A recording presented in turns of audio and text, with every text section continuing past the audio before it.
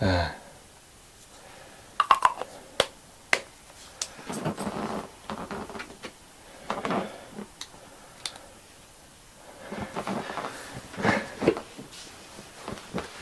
hope you can hear me. I need to speak to you. It's of great importance. Well, it probably isn't actually. It probably only really is important if there is actually someone like me out there.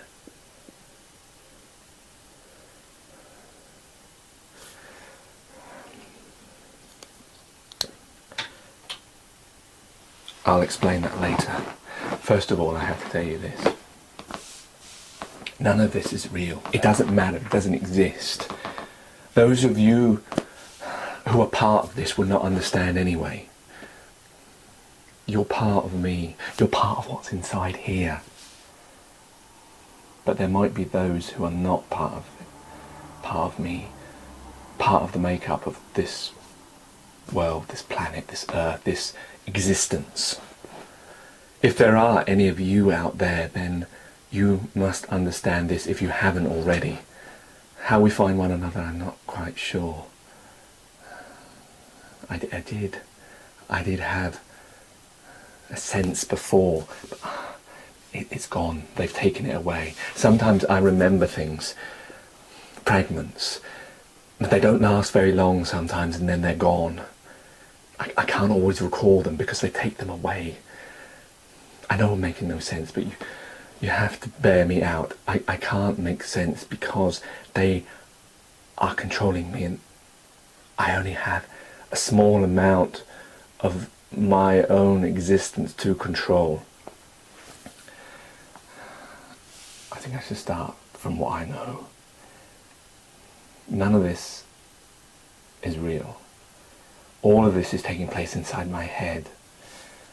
I'm not here, you are not here, this is not real. Anything we do, when I go to sleep, you all go to sleep. It ceases to exist. You might think it does exist, but you're actually inside my mind. If I open my eyes, then you start to exist again, and everything you're doing is taking place, but it's taking place within my mind. It only appears real to you because you're inside me, and only I can recognize it.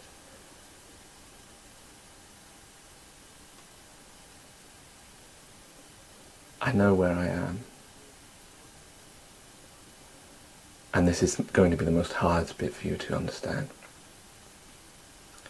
A few days ago, while I was at work, I saw in the corridor in the distance a shadowy figure.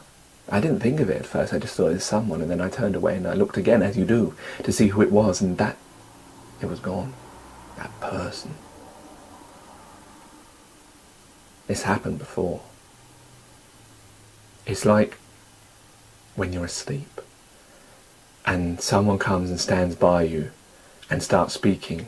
They appear inside the dream, or sometimes when you're asleep and you open your eyes but you're not really awake and you can actually see them. Your eyes are still working but your brain is in sleep mode, and they're incorporated into the dream, and you don't know it until you wake up and you ask them, "Oh, were you there? Because you appeared in my dream out of nowhere." That's how this is. That's what I saw. I am not here, you are not here, no one is here. This is all imaginary. The earth was destroyed long ago, or everyone upon it is. I know that I am possibly the only survivor, the only man. I can't say for sure because there might be others of us. But I don't know. I don't know who's real and who's a figment of my imagination. But all I do know is that I am on a bed, either in a spaceship or on another planet, and these aliens are prodding into my mind. They are wanting to see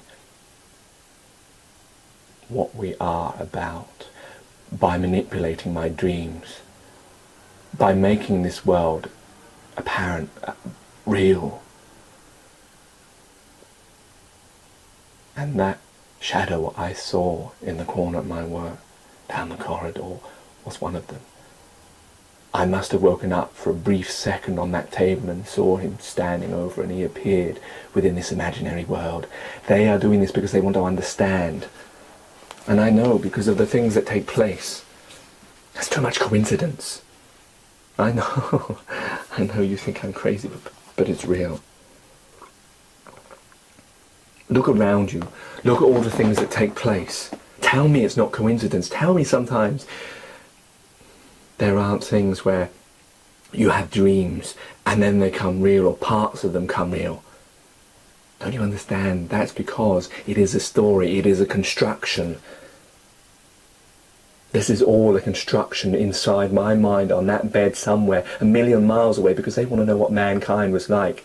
They're trying to imagine all of this, and they've got it from my mind. And they're manipulating it. Global warming, thunders, all of that.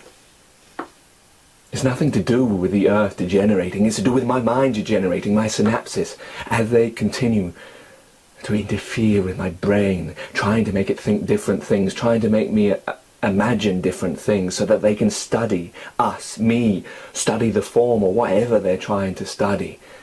As they're doing that, they're destroying the very machine of my mind. And that's why the ozone's breaking down. That's why there's so many storms. That's why everything's becoming erratic. The more they do it, the more I cease to be able to keep control of it, until I won't be able to, and then everything will end. The skies will go black. The oceans will stop. The very breeze, the very thought that you have will no longer exist. They won't be real. And the minute I close my eyes, you will not be real either. Everyone will be dead. When I die, you die. I told people at work this, they didn't believe me. They didn't want to believe. They can't. How can you possibly perceive this? If you are inside my mind, there's no way I can make you see anyway, because you're part of it. You're part of whatever they're doing to me, to us. I refer to you as us as if you're a real entity, but then I don't know. Some of you might well be. I don't know if on that bed inside that spaceship there might be rows and rows of us, all programmed in, all wired in, all creating this world together. I can't tell for sure. I did once have a sense who was real and who wasn't. I'm sure it was something. Was it a mark, or the colour of her eye, or some kind of characterism? I can't recall it now. I've tried to recall it, but I can't. They won't let me. They have control of this. I don't know whatever I tell you, you will ever be able to see anyway.